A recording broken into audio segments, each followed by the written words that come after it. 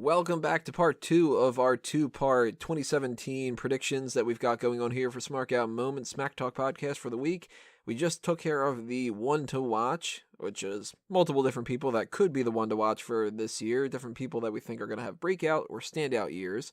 So we need to kind of go in the opposite perspective here, do a 180 turn and talk about the ones that we think are going to be in such poor shape in one way or another that they're not going to be in the company by 2018. Now, that could be a couple different ways. One thing is, of course, the most standardized future endeavor released, where they just get fired. You know, they're forced to quit, whatever the case may be. But maybe they do quit on their own accord. Maybe they get injured and they're forced to retire, or something else that could be in the mix like that, a contract dispute, whatever. That's all going to be factored in here. So we're basically just going to be talking about the people who might not be in the company for the entirety of 2017. And I'm going to throw out a name that I threw out last year, and I am 100% shocked that they are not fired yet. How is Rosa Mendes still on the goddamn roster? Yeah, every time I see her name listed, I think it's a mistake. There's no way. She's got to be getting the axe. She's the new JTG. They just don't know that she's fucking employed. That might be the case, though, because she has literally done nothing. And that's not even just going like, oh, you know, she only wrestled a match this year. No, she has done nothing this year. I doubt she's making that much money. I mean, like, if you don't work, you don't get paid. Well, she's got to have some kind of a contract that she's getting paid at least a little bit. And you know what? I'd Well, rather yeah, than but pay it's that not like to the any people that are setting up the ring, you know? At least they're It's not doing any something. it's not like any real money though. I mean, if you hear these guys, they don't get paid unless they work the shows. There's only it's pretty much pittance what they're getting otherwise. Even as far as just listing her as an employee to me seems kind of shitty because she's not doing Total Divas. She's not wrestling. She's not doing a backstage interviewer thing. She's not a valet anymore. The maternity leave, okay, I can understand that they would keep her while she's doing the maternity leave, but she still could have done some things that weren't physical activities during that time. Whether it was Remember when she was with Epico and Primo and she was hot? Oh, God, that was the best part that she ever did in the company. Mm-hmm. But, I mean, I don't even remember her doing any kind of, like, WWE network content where she's doing interviews. And that is not something that they can go, well, you know, she's got the maternity leave thing and she can't sit on a stool or in a chair. So, at this point, you know, just, you're back into shape, or at least from what it seems, she's back into shape. She's got the kid all sorted out.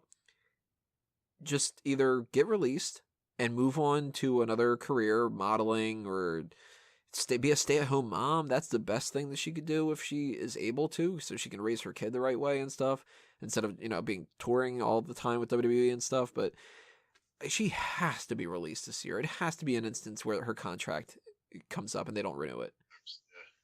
What does she bring to the company? Nothing. Yeah, there's only one other person, I'll get to him in a minute, that I think has to be released, and the other ones are sort of up in the air. But Rosa Mendes is 100%, unless she comes back and she has been training as a wrestler or something, or she's got some other role, I can't imagine there being any circumstance that they keep her on the payroll. Some other role, huh? Oral is a role. Okay, but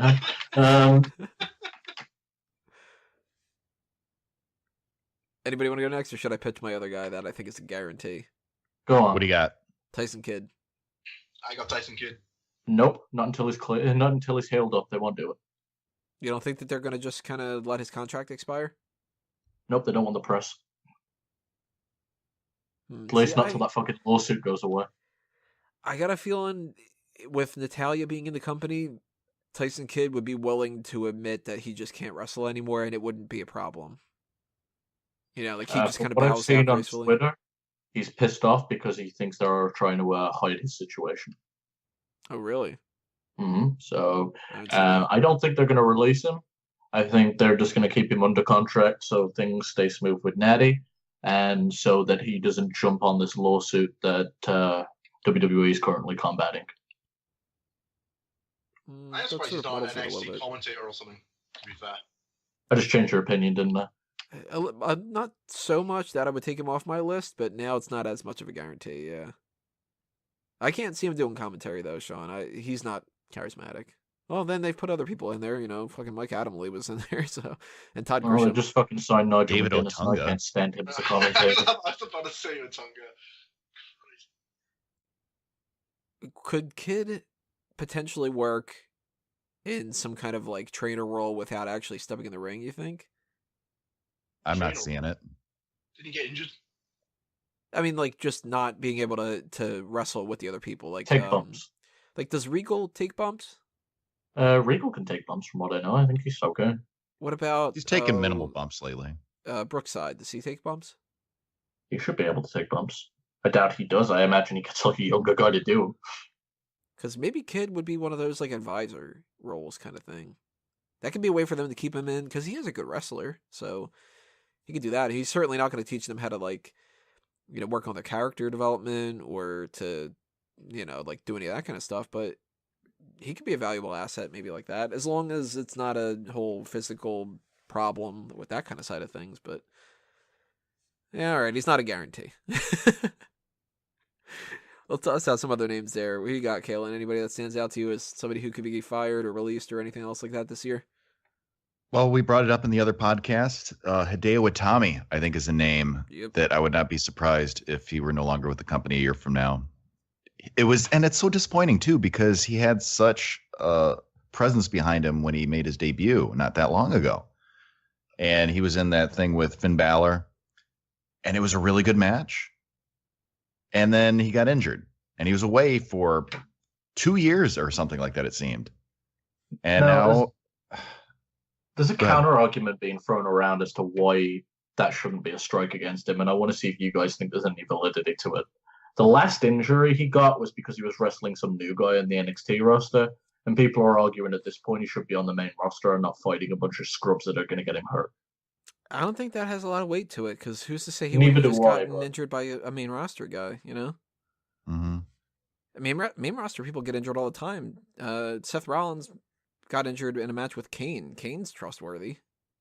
It's just a unique argument that you don't see thrown around too much, and I was entertaining it, but at the same time, I'm just like, yeah, but it's an excuse. You've disappeared for so long. Kind of hard not to hold it against you. And you know what bugs me a little bit? I don't know if they have the same mentality with this. I would if I were in the company, and this isn't supposed to come off as like a xenophobic kind of thing or something like that, but Hideo Itami's been a part of this roster for a while. He doesn't seem like he's been improving his English. I got a feeling he's not really trying as hard as he could be. And if I'm looking at this as like, we hired this guy to be a big star, and he's spent the majority of his career on the injured reserve list, and then he's still just not even like, his character hasn't changed. He hasn't, I mean, what was the difference between Hideo Itami coming back versus the way that he left? He started doing the GTS. That's it. And that he could have just done from the very beginning. They just let him do it now.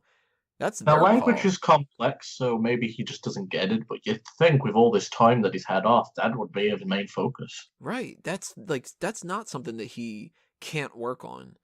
And it wasn't like he was off for a couple weeks. He was off for what, a year and a half, it seemed. It was at least a year and a half, I would say. So that should have been, he's not going to speak it like it's his first language, but shit. After a while, you should at least improve. And I hadn't. I mean, lessons on top of living and breathing the culture around you. He should have picked up some more. Right. You'd think, at least. I mean, it's hard to say. It's like English is a bitch of a language to learn. Yeah, it makes no sense in a lot of different ways. So you got to give him a little bit of the benefit of the doubt. But I mean, you throw in the injured stuff, you throw in not learning English language better like that. I wouldn't be shocked if they looked at him as like another wasted opportunity, like what the original Sin Cara was. Well, his career parallels the original Sin Cara so much. You've got this foreign guy with a huge following that can deliver in the ring. He gets to your roster. He doesn't deliver in the ring. He constantly gets hurt. The only difference is Hideo Itami's not getting into fights. The only difference is they can't put a fucking mask on someone to pretend to be Hideo Itami.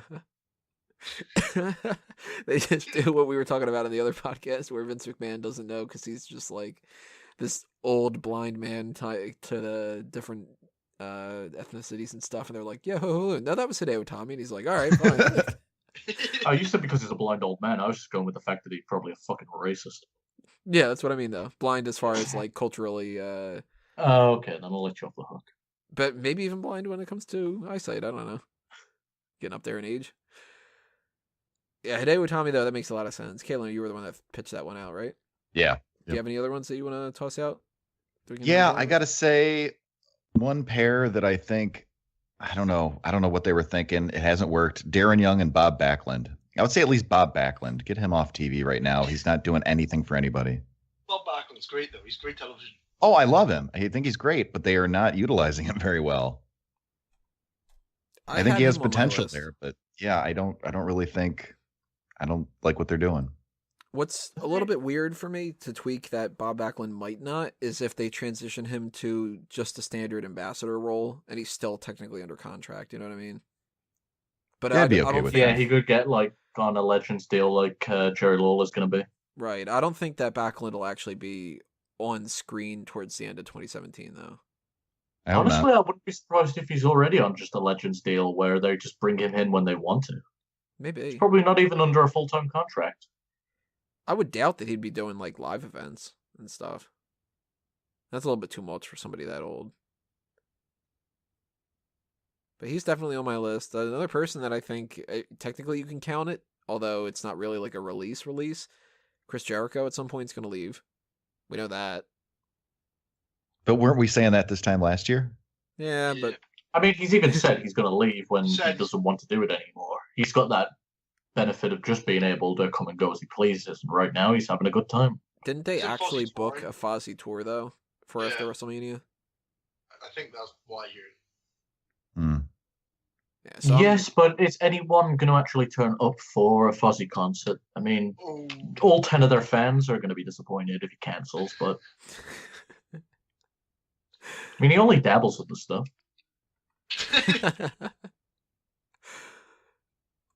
Kaylin, anybody else that you had? Yes, I would have to say Epico and Primo. This whole timeshare salesman thing, it's ridiculous. They need to repackage them or just keep them off TV or something.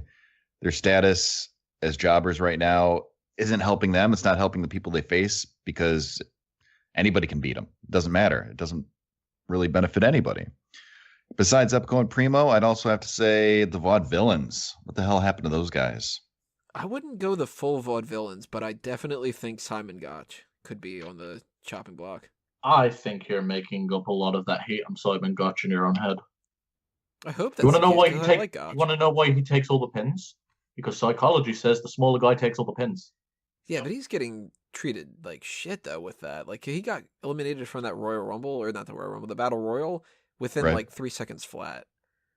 Because Vince doesn't get the gimmick. They're just a fucking goofy comedy job attack team to them. That's all they are. And he's the smaller of the two guys, so he's going to take all the pins, and he's going to lose more than Aiden is. And that sucks because I liked what they were doing back in NXT. But that's another case of bringing them up to the main roster and not getting the attention that they need. I do think there's an unfair expectation that NXT roster guys should be getting major attention. Obviously, they're worthy of more than what they've been given, but I think I keep hearing that recently. Oh, this NXT, are they just going to be like those certain NXT guys that sank? Not all of them are going to make it on the main roster. No, I don't think necessarily should be shoehorned into the main event picture or anything like that, or the tag team picture, or whatever's applicable. But I think that they should have a certain level of respect, especially if they were former champions down in NXT. They shouldn't just be jobbed out week after week. They should at least be better booked than the Hype Bros. Do you want to be a big fish in a small pond? Big fish, big fish. Yeah. Good movie. Now, if we're talking about NXT tag teams coming up to the main roster and getting treated like shit, I'll pitch a name out here, Connor. I was going to say the Ascension, yeah. I don't think the full Ascension, though. I think that they might keep Victor and try to do something with him, but Connor has 2 wellness policy violations, 1 more suspension, and he's gone. He is the bigger of the 2. For Connor, a fucking release. Yeah, put Victor and Aiden English together. There you go. No, don't do that. New Vaudevillains, or oh god, I don't know. Imagine Victor trying to do that. The Ascended Villains. Yep. The Dissension. Yeah, I think Connor could be. This one thing I got to preface a lot of this with is I don't think necessarily all these people will be released, like as a, that they're going to go out of their way to like, we need to fire that fucker. But if they come to a point in the year where they go, well, we need to cut a little bit of costs, these are the people that are going to be like, well, Connor's been doing shit. Like, he could have been fired when he was Conor O'Brien with the NXT thing. Before, he could have been fired when he was Conor O'Brien with, even backing further with the NXT thing when they had the coaches with Del Rio, when he's just sniffing cheese and stuff like that. Like, it was awful. And he's really not that much better. So I can't imagine them investing too much into the future of Conor.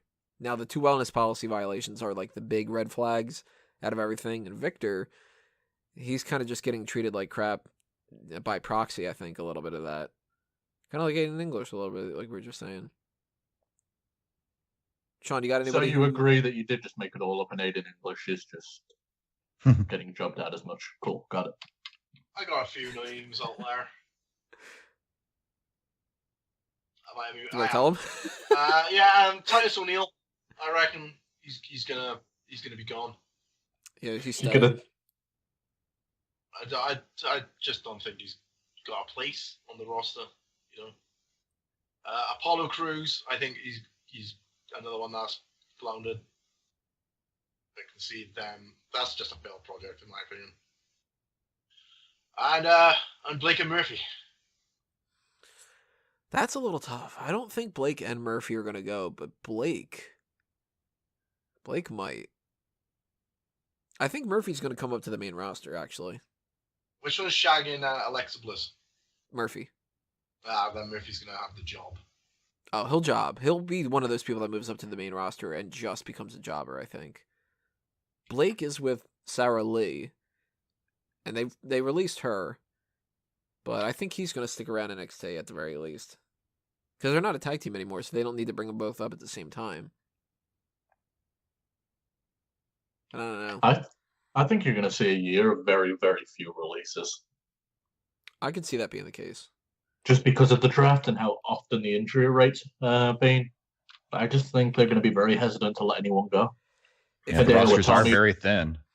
I think people are going to get cut more based on actions they do inside and outside of the ring. Mm-hmm. And on that note, my one to be released is Paige. Oh yeah, Paige. Yeah, I forgot about Paige. I forgot about that too. Ooh, I gotta add that into the mix somewhere on here. I'd say that's a guarantee. Paige is, she's real up there. She's got to be on that watch list. Hideo's the only one that I'm confident is a current active wrestler that's going to get released just for the sole purpose of they're not getting their money for him. Paige is just a cunt. That's because she's a woman, and all women are cunts. Yeah, we're sensing a running theme here, Sean. Yeah. Yeah, I'm happily married and shit, so speak for yourself, dude. The views of Sean Walker do not reflect the views of other panelists on Smark Out Moment. I don't know. With opinions like that, though, I'm surprised that he has so much trouble in the romance department. That's surprising. Speaking of somebody, though, the actions might lead them down to a bad path. It might not end up being a problem this year, but maybe. Bo Dallas and Sin Cara. Sin Cara has gotten into a lot of fights under both fucking names. 2 people have been under that Sin Cara mask, and they both have had problems backstage with people. The last that we had heard of the Unico version, the guys in anger management classes, how much longer are they going to want to keep him around? We already have Kalisto, Lince Dorado, and Grand Metalik as masked people. So it's not like they've got a deficit of that, and they need to make sure they have at least one masked guy around, you know? Now, the most recent Sin Cara has been in a fight with 2 people, right? Simon Gotch and Chris Jericho. At least for 2016. Now, Simon Gotch apparently is ruffling feathers, at least according to TonyScoops.com. And the other guy had gotten a fight with Brock Lesnar. I don't think Sin Cara's in that bad of a situation. Maybe I think he's just crossed very aggressive people. I don't think he's in any more issues than those guys are. What about Bo Dallas, though? I mean, he's somebody who's been a jobber since, the very beginning. And he's got that whole drunken flight problem. And his dad's a road agent, and his brother's in the company, so no. That's exactly what I was going to say. Because of his family relations, I don't think they're going to release him anytime soon. I think that's going to go a long way in his career. Wego, who are some other people you got? No one. No one, actually. It's going to be a very, very basic year for releases. Hideo's a possibility, Page is a guarantee. I got another name, if you want one. Sure. James Ellsworth. No, he's sticking around. They just signed him. I reckon 6 months down the line, they're not going to see any value in him in 6 months. They're just going to be like, I would assume they signed him to at least a 1-year deal. And he'll be around until they release him sometime in 2018, maybe. But maybe even longer than that. This dude could be around for a long time. They could make him the new Santino. It's not going to be as good, but... Well, he is doing that thing with Carmella at the moment, so, yeah. Jealous. Yes, I is. I would watch out for Summer Rae. I think that her injury's been going on for a long, long time, and she might quit as opposed to being released. I thought she was doing well in NXT, or has she just been injured this whole time?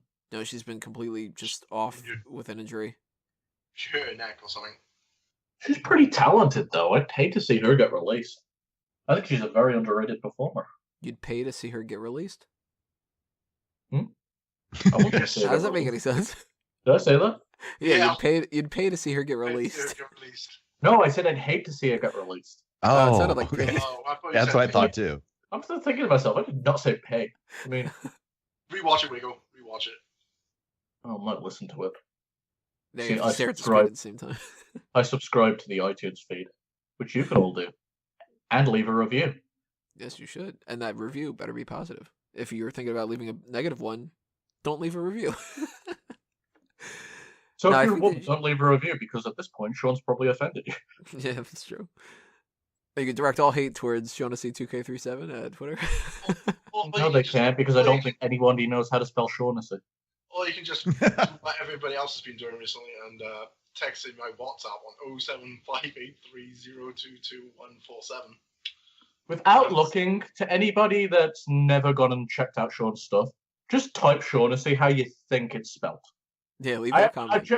In the comments below, yeah. I generally want to see how many people think.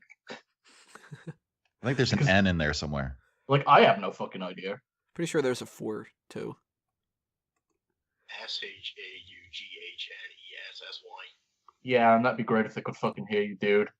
Get a better twiddle hander. Twiddle? Yeah, get one of those too. Get one of them twiddle twiddles. hander. I would pay to see you get a twiddle. I'd pay to see you get a twiddle. Nothing wrong with my Twitter handle, alright?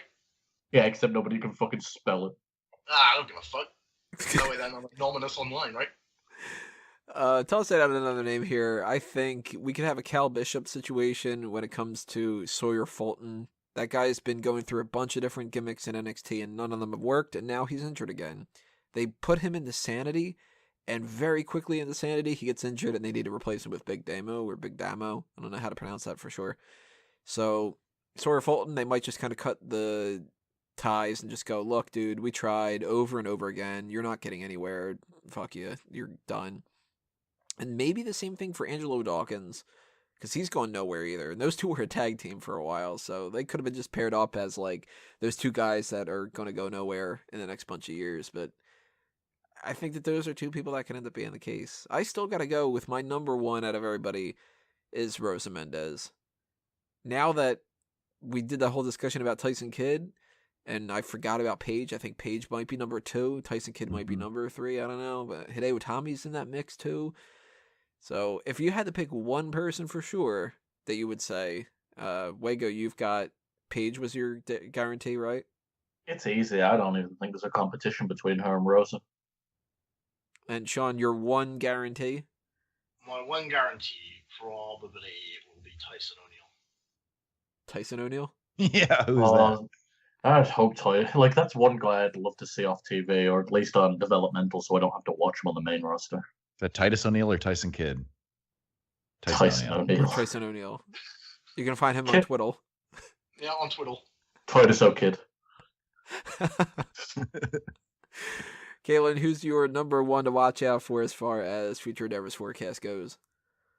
Hey, Paige. See ya. All right, guys, leave your comments below. Tell us who you think could end up being fired, released, retired, injured, and out of the mix in whatever case that is, depending on the particular person. If there's anybody that we haven't mentioned in particular, throw out the idea that, what if somebody's like, I think that they're going to release Sami Zayn or some shit, because who knows. But last thing for us to do here for this edition, for the Future Whatever's Forecast and the one to watch, is to just give you guys some plugs to watch out for in the future. Kalen, anything you want to toss out? Yeah, you can check me out on Twitter at Kalen Ferris, and make sure you check out Northwest Ohio Wrestling on Facebook. Wago. Follow me at Stephen Wago on Twitter or Twiddle. That's where you'll find all my projects coming up, such as UDMMA or any other returning podcasts. Hint, hint. And follow Sean if you can spell his. Sean, spell yours. SHAUGHNESSY 2K37. That is my Twitter.